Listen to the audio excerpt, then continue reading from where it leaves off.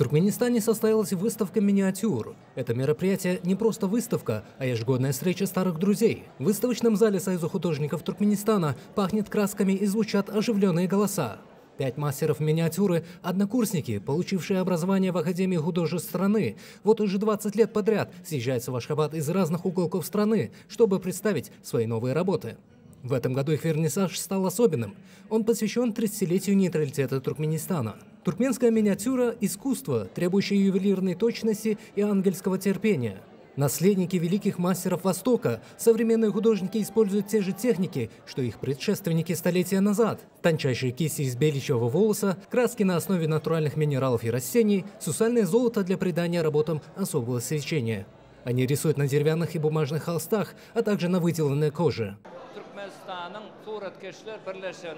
Выпускники нашего вуза Лачин Тоемиева, Мердан Авезов, Сердар Худайбердыев, Тойлы Чупанов и Абдулла Мамедбердыев являются инициаторами этой выставки.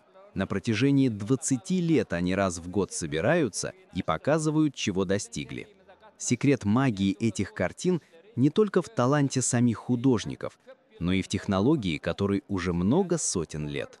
Они не используют современные акриловые краски или холсты и для основы берут отполированную агатом бумагу.